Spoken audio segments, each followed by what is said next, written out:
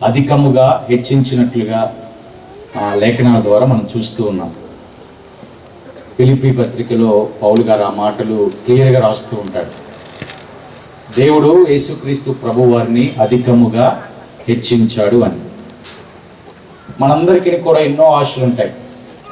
నేను కూడా అధికముగా హెచ్చించబడాలి అని, నా కుటుంబము నా బిడ్డలకు కూడా అధికముగా హెచ్చించబడాలి అనేటటువంటి ఆశ, ఆలోచన సగటు మనుషులకు ఖచ్చితంగా ఉంటుంది. పిల్లల ప్రత్యేకంగా ఈ సన్నిధిలో ఉన్నటువంటి మనందరం కూడా ఆ రీతిగా అధికముగా హెచ్చించబడాలంటే ఫిలిప్పీ పత్రికలోనే 4 విషయాలు నేను మీకు చూపిస్తాను. చాలా క్లుప్తముగానే ఒక 5 నిమిషాల్లోనే నా గ్రీటింగ్స్ నేను ముగిస్తాను.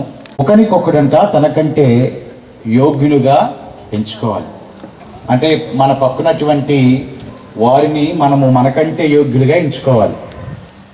అధికముగా దీవించబడాలంటే నిజమైనటువంటి ఆనందము, సంతోషము, క్రిస్మస్ ఆనందము మన జీవితాల్లో, కుటుంబాలలో ఉండాలి అనే ఆశ కలిగినటువంటి ప్రతి వారు కూడా మన పక్కనటువంటి వారిని మనము ఏం చేయాలి అని బైబిల్ గ్రంథం సెలవిస్తూ ఉందంటే పిల్లరా, యోగ్యులుగా ఎంచుకోవాలి.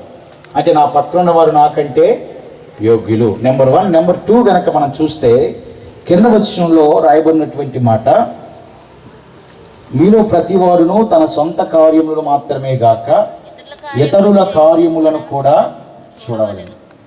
చాలామంది ఏం చేస్తూ ఉంటారంటే వారి సొంత బాధ్యతలను నెరవేరుస్తూ ఉంటారు. తప్పేం కాదు పిల్లరా. ఎవరికి వారు కూడా వారి జీవితాలని, వారి కుటుంబాలను కూడా మంచిగా చూసుకోవాల్సినటువంటి అవసరం ఎంతైనా ఉన్నది.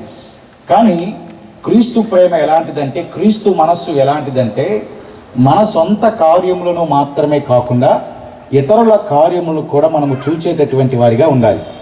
అది కదా క్రీస్తు ప్రేమ అంటే.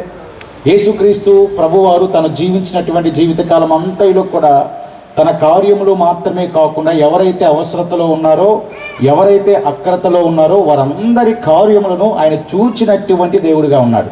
దేవునికి మహిమ కలుగును.